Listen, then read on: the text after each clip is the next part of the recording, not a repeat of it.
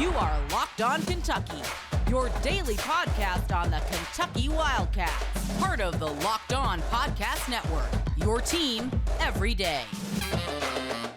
All right, what's going on, Big Blue Nation? Welcome on in to Locked On Kentucky, your daily Kentucky Wildcats podcast. I'm your host, Lance Dawe, writer for Sports Illustrated for various SEC-related things. But on this podcast specifically, we take a dive into all things Kentucky athletics. On today's episode of Locked On Kentucky, we are going to be discussing Kentucky basketball's game with the Tennessee Volunteers happening later on tonight. I believe that game airs at 8 o'clock Eastern. We are going to be breaking down the Tennessee offense, the Tennessee defense. We're going to give some final thoughts on the game, and then we have Eric Cain, host of the Locked On Vols podcast, joining us to talk about the matchup. Thank you so much for making Locked On Kentucky your first listen every single day. I want to tell you guys about our friends at Rock Auto. Amazing selection, reliably low prices, all the parts your car will ever need. Visit rockauto.com and tell them Locked On sent you. Thank you so much to Rock Auto for sponsoring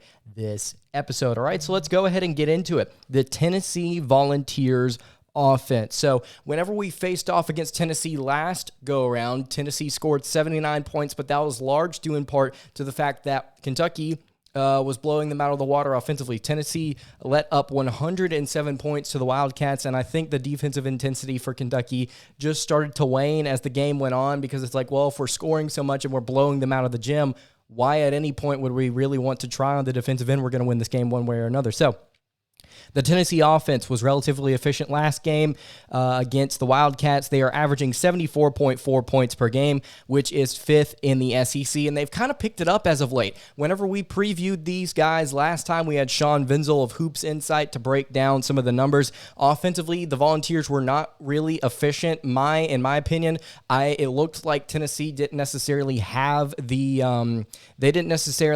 personnel to try and necessarily operate the Rick Barnes offense. At least that's what it looked like in my opinion. And since that game, Tennessee has improved, at least in the SEC, in just about every single offensive category, which is relatively impressive. Their pace of play is slightly above average. They're 138th nationally in adjusted tempo. They still put up a lot of shots, over 60 a game. And they still take a lot of threes, take 26 per game, which is tied for third in the SEC. Last time we talked about these guys, we did not get to talk about the film as enough as I would have liked. I did a lot of studying on this team, did a lot of studying of the Rick Barnes offense, and I came away with a lot of different interesting takeaways. Stylistically, Rick Barnes used to run the flex at Texas, and from what I understand, he now runs a motion offense at Tennessee, runs an early motion offense. And what early means is they're looking to attack the perimeter, attack the rim very early in the shot clock. And so from what I've watched on film, Tennessee likes to get quick rim attacks, and what they do is they like to set a high ball screen at the very top of the key, and then they like to have three options run off of that. The ball handler that is running past the screen can take the ball himself to the rim, or it can be an early post to rim runner, which means you can go past your screen at the top of the key, dish in underneath for a layup or a dunk to the guy in the post if the post defender overcommits to you driving into the lane, or the ball handler can hit the trailer who set the initial ball screen for an open three or a mid-range jumper.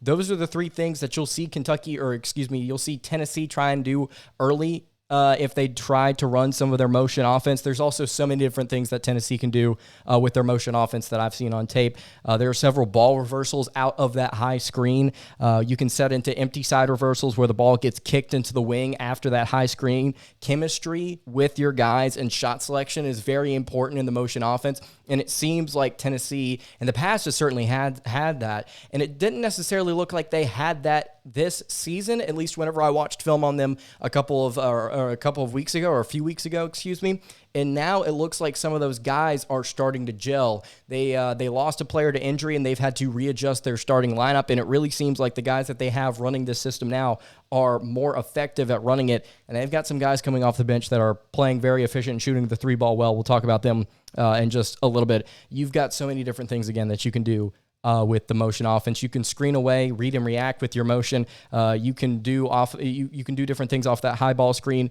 You can hit the trailer Again, you can fake a ball reversal out of that. You can dribble handoff into a down screen or a backdoor cut.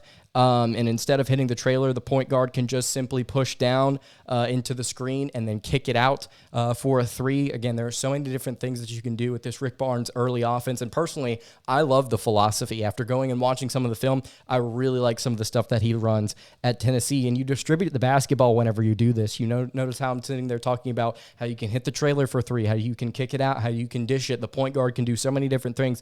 Well, the Volunteers average 16.8 assists per game, which is second in the SEC. They also shoot a decent clip, a little over 43.5% from the floor is what the Vols are shooting, which is better than what they were shooting last time they played. They're also shooting 34.5% from three, which is second in the SEC. So they take a lot of threes and they make a lot of threes. And again, like I mentioned at the beginning of the show, this team was relatively efficient against Kentucky last game. Everybody just wanted to focus on Kentucky's offense and the fact that they scored 107. This team is starting to figure out how to play some offense themselves, and if the defense can maybe lock Kentucky up a little bit, I think this game could get interesting. Three key contributors here before we move on to the defense. Josiah Jordan-James, averaging 8.9 points per game, 5.8 rebounds per game, and 1.3 assists per game for the Volunteers. He's not known as an efficient scorer. He's more of a volume guy, simply takes a lot of shots for him. He's only shooting 35% from the floor, which is abysmal, but he is a very solid defender, has good length. He's listed as a guard. He's listed at 6'6" as a guard, but Tennessee has been known to rotate him to the 3 and the 4 at different times whenever they like to play small ball. And so he's just one of the veteran guys on this team that I think is just one of the pieces that I think we could potentially be looking out for in this game. Santiago Vescovi, he was one of the guys that we noted last time the Volunteers played the Wildcats, averaging 13.6 points per game. That metric has not changed since Kentucky played them.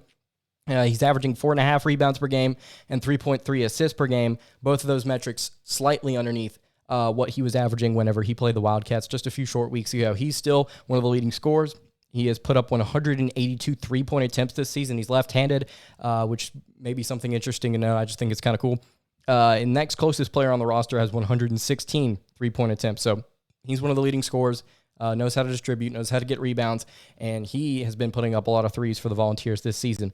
And instead of Kennedy Chandler or John Fulkerson or somebody like that, I went with, for the third key contributor, Zakai Ziegler, who is averaging 8.5 points per contest, 1.9 rebounds per game, and 2.5 assists per game. Now, why would I list somebody with those numbers when I could list a guy like Kennedy Chandler? Well, Ziegler has been somewhat of a spark plug for the Volunteers as of late. He's been playing very, very well off the bench, getting some legitimate minutes for the Volunteers. Over his past 5 games, he is averaging 14.2 points per contest, 2.6 assists per game, 2.4 steals per game. He's shooting 45.7% from the field and 54.5% from three. He has been insanely efficient off the bench for the Volunteers. And if Kennedy Chandler elects to go and play in the NBA after his one season with the Volunteers, which I can see is a definite reality, this 5'9" point guard from New York is definitely going to get a shot to run the Volunteers offense next season. He's been playing, again, outstanding for the team coming off the bench. He is one of the key contributors as of late. Somebody I wanted to note. It's going to be interesting to see how Kentucky elects to guard Santiago Vescovi and Zakai Ziegler without Ty Washington as a defensive presence on the floor. We're going to talk about the defense and what they can bring to the table in just a second. But before we do that, I want to tell you guys about our friends at BetOnline. Football might be over this season, and Joe Shiesty could not get it done in the Super Bowl, but basketball is in full steam for both pro and college hoops. From all the latest odds, totals, player performance props to where the next fired head coach is going to land, BetOnline.net is the number one spot for all of your sports betting needs. BetOnline remains the best spot for all of your sports scores, podcasts, and news this season, and it's not just basketball. BetOnline.net is your source for hockey, boxing, and UFC odds right to the Olympic coverage and information. Head to the website today or use your mobile device to learn more about the trends and action. BetOnline, where the game starts. All right, moving along here on the Tuesday edition of Locked On Kentucky. Thank you so much for making Locked On Kentucky your first listen every single day. If you've got thoughts about this game, if you've got opinions about this game, leave them in the comments below. If you're watching on YouTube, I'd love to hear them. And if you're listening on podcast format, you can follow the show on Twitter at LockedOnUK. If you want to at me, Give your thoughts on this game. I would love to hear your thoughts there as well. All right, the Tennessee defense.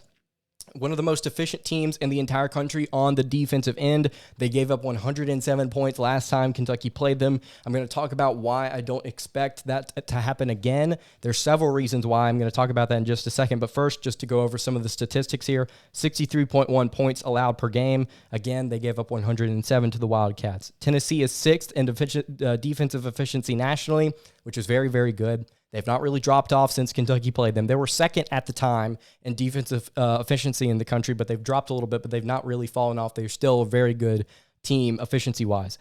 They averaged 9.9 steals per game. They had 5 versus Kentucky. They averaged 4.4 blocks per game. They had 3 versus Kentucky, and they averaged 17.2 turnovers forced per game, and they only had 12 versus the Wildcats. So I think that's something that Tennessee is going to have to do in this game, is put a little bit of pressure on Kentucky's guards. And that's what I want to get to here real quick, is why I think the Wildcats aren't going to score 107 points again against Tennessee. And I think part of it is obvious. It was an outlier game. When's the last time Tennessee or Kentucky scored 100 points against any opponent? We're going to have to go all the way back. I believe it was Robert Morris early on at the beginning of the season. So it's not really necessarily something that Kentucky's been doing a lot to different teams. And again, Tennessee is a very good team efficiency-wise on defense. I don't expect that to be the same this season or this game. I just simply thought that game was an outlier. And the second reason here is Ty Washington. Ty Washington had 28 points in that game against Tennessee, and he's not going to play tonight. I don't expect Kentucky to rely on their guards to really score a ton of points in this game. Although that's what worked against the Volunteers last time, I don't expect it to be as large of a volume of output as the guards had last game against the Volunteers. I believe Severe Wheeler had 21 points against the Volunteers, and Kellen Grady was like 4 of 7 from 3, and it was like 5 of 8 overall from the floor or something like that.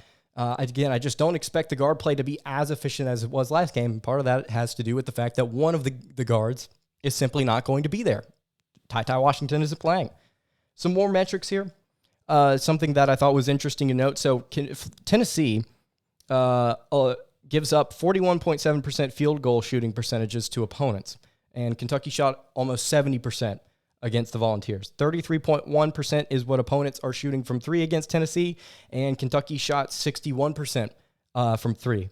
And Kentucky shot 21 free throws in that game, and Tennessee only allows 16 free throws per contest. Again, a lot of different metrics that I just simply don't think are going to be the same this second go-around. I would also say that the crowd is definitely going to be a factor in this one. I think it's going to be a very, very fun environment.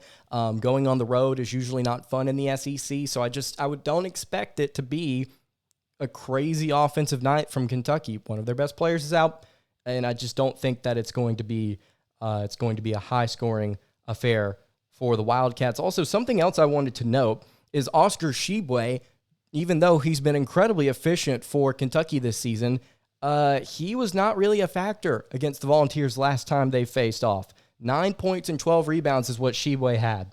That's really honestly shocking, all things considered, given the fact that he's been such a dominant player against a lot of different teams so far this year. So another question I have is, how does Tshiebwe assert himself offensively in this game? I don't know. We're just going to have to see.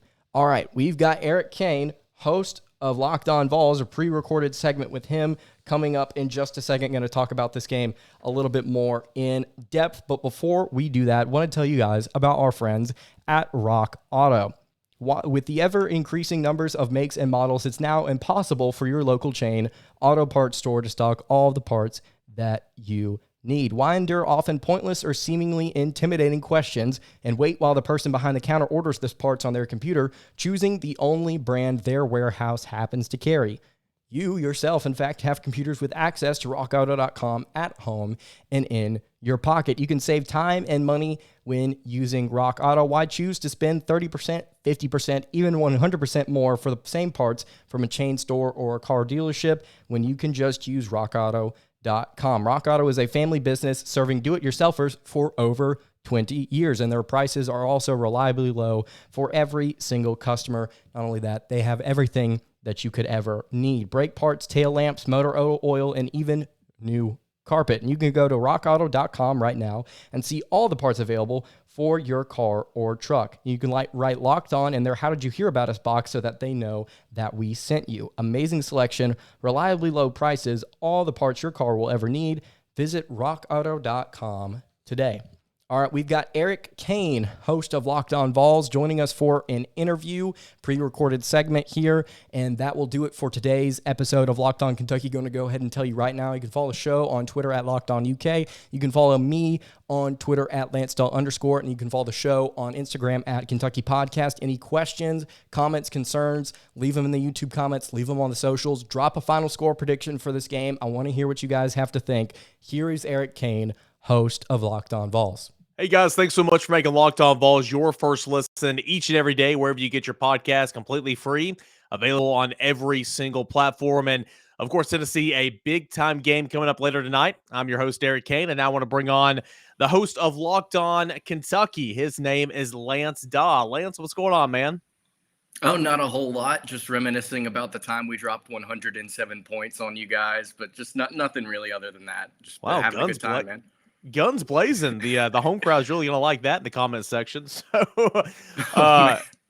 Kentucky, you look at third in the net rankings, fourth in the AP, won 6 straight, but, won probably their last, 8 of 9.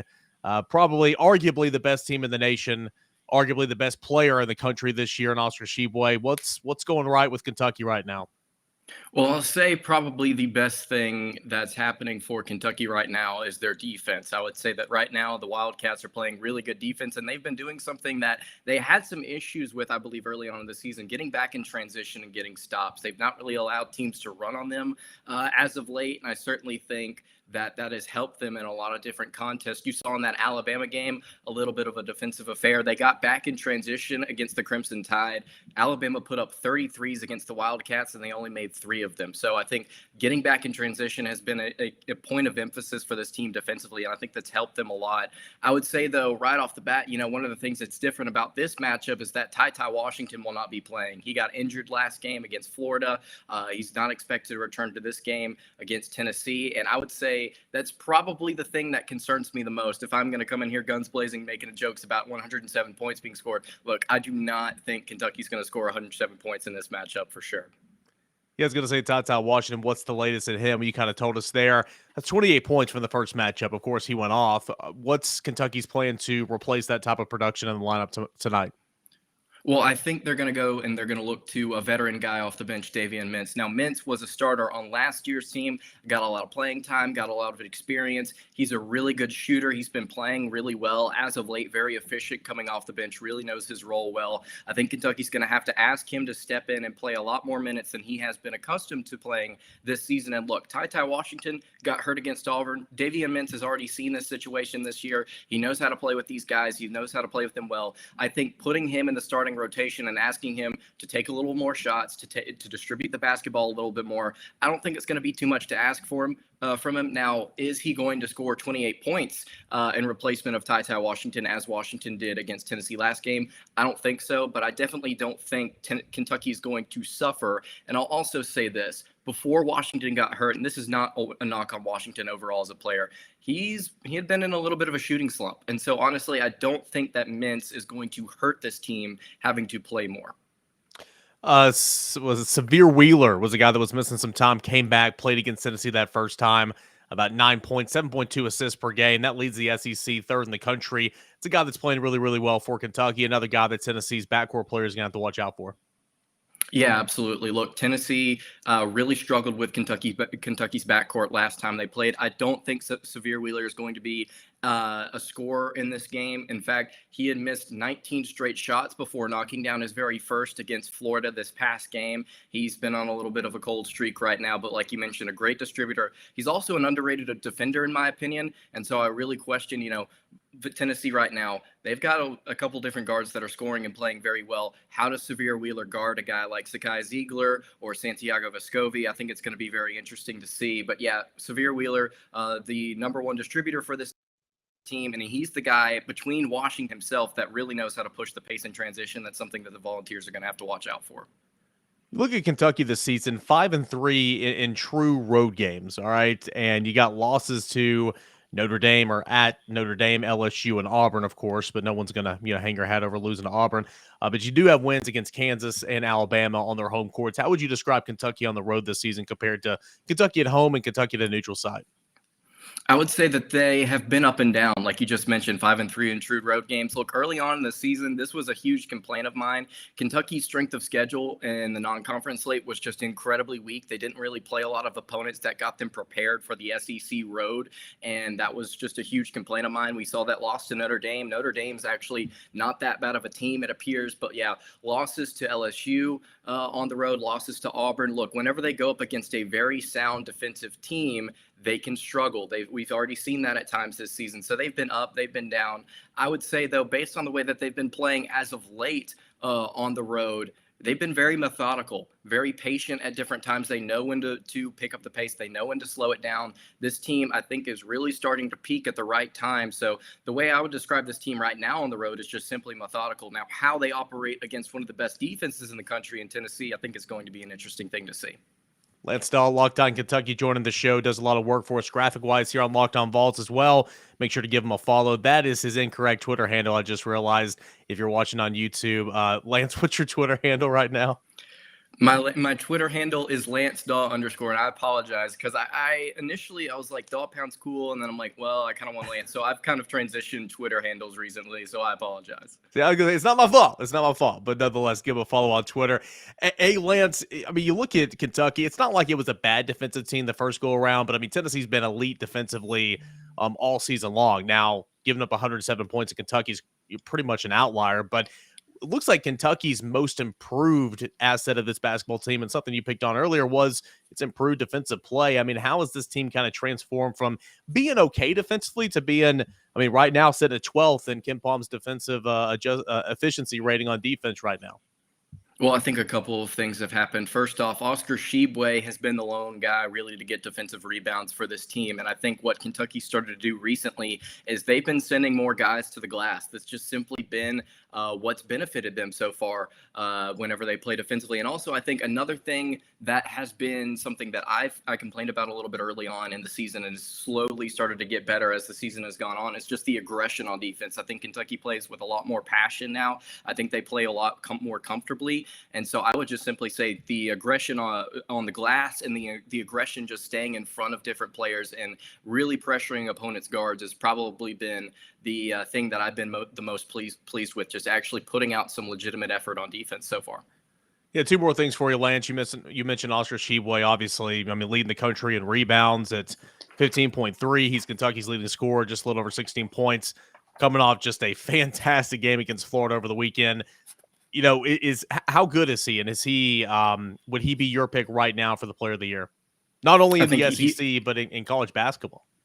Yes, I think definitely right now he is probably I said this on last episode. If he hasn't locked it up already, barring injury or just a massive collapse, knock on wood, he's got that trophy locked up. And something interesting I actually wanted to note, he's a fantastic player. Like I mentioned, just a great rebounder. He's got some really good post moves as well. Not known as a shot blocker, but he's definitely physical, defending the rim. Something that I wanted to note is that, he only scored 9 points against the Vols last time out. And he only had 12 rebounds, one of his worst outputs of the entire season. So I think if Tennessee has similar success like they did the first time these two teams met, I think they're going to have a very legitimate chance to win this game. And of note as well, Tennessee's best rim protector, of course, Olivier Nkamhoua, not going to be in this one, out for the season, likely has missed the last couple of games. So that's going to wreak havoc as John Fulgerson, Uros Plavsic, Brandon Huntley-Hatfield, Jonas Adu, whoever the case may be, Josiah Jordan-James playing the 4. It's going to be a whole team effort trying to corral Tshiebwe and find him for rebounds down there in the front court. Lance, last thing, man. Kentucky, again, arguably one of the best teams in the country, playing like one of the best teams in the country. Anything can happen in this rivalry with Tennessee, who's won 6 of the last 11. Tennessee, who, before that embarrassment earlier in the season, 107-79, where I do want to point out, Tennessee had a great offensive day, which is so ironic because Tennessee is a great defensive team. At the point in time, it was struggling offensively. Had a great offensive day, but just couldn't stop anybody. Kentucky, can this team win a national championship? I know tournament basketball, it's about where you're seated, what region, what matchups, all that. But your big picture thoughts on Kentucky maybe winning it all this year? Well, look, I think that there are two things that stand out about this Wildcats team. And for one, they're a lot more experienced than they have been in the past. John Calipari put together a veteran team this season in a lot of different positions. And I also think something that stands out about this team, this has been a point of emphasis as of late on my podcast, is that Kentucky can win against any style of play. They can win a game in the 60s. They can win a game in the upper 80s. They can really, if you want to dictate the pace of the game, that's fine. But Kentucky can adjust and they can grind you down no matter how you play the game. At least it seems like they're doing that right now. So I would say big picture wise, I think this team is built, if they can get Ty Washington back and he's healthy, I think they're built to make a tournament run. Because again, like I mentioned, they can adjust to so many different styles of play. It makes them very dangerous in a tournament setting.